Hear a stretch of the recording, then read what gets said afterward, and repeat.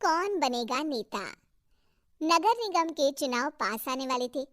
पूरे कानपुर शहर में टिकट को लेकर मारामारी शुरू थी, लेकिन सबसे ज्यादा चर्चा में वार्ड नंबर 40 की सीट थी।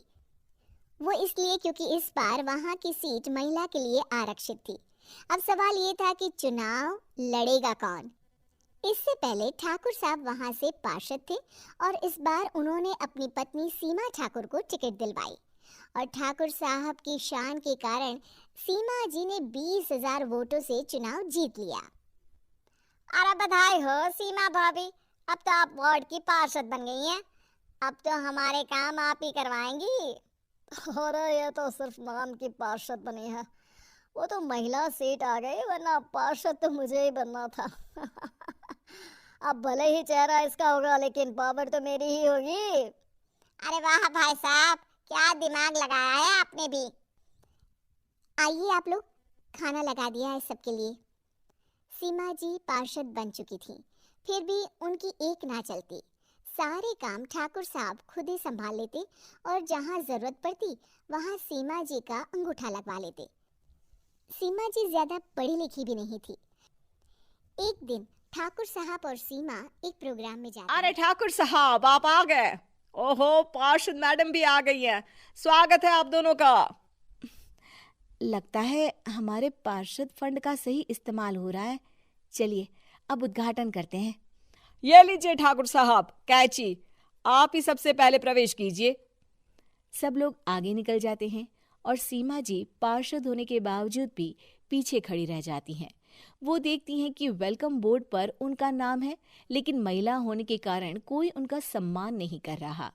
अगले दिन एक आदमी उनके घर आता है। अरे ठाकुर साहब नमस्कार। कल ना हम नोटिस किए कि हमारा घर तो अवैध है और नगर निगम वाले उसे तोड़ने आ रहे हैं। अरे कुछ कीजिए ना ठाकुर साहब।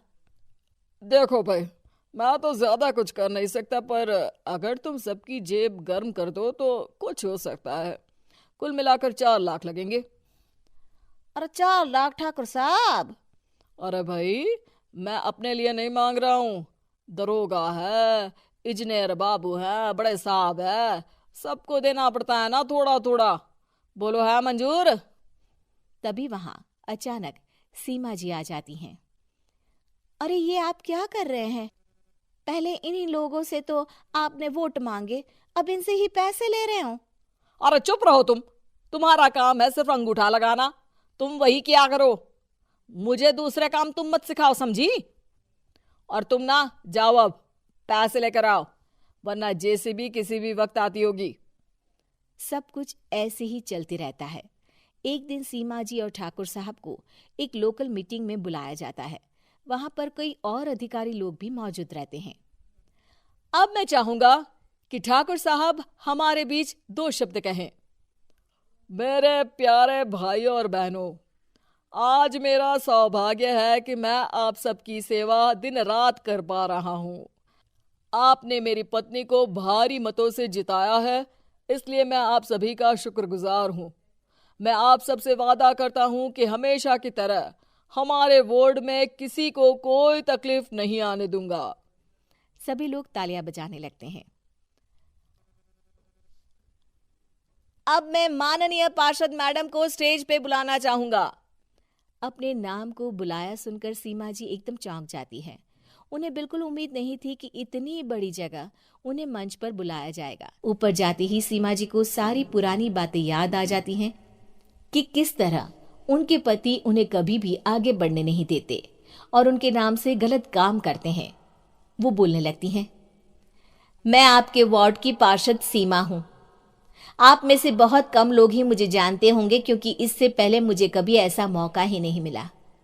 सारे मौके मेरे पार्षद पति यानी आपके ठाकुर साहब ही लेते रहे, लेकिन आज ये मौका मुझे मिला है तो मैं इसे ऐसे ही नहीं जाने दूंगी। मैं आपको ये बताना चाहती हूँ कि आपके ठाकुर साहब मेरे नाम की आड़ में गैर कानूनी काम करते हैं, जिस पर अंगूठों के निशान मेरे होते थे।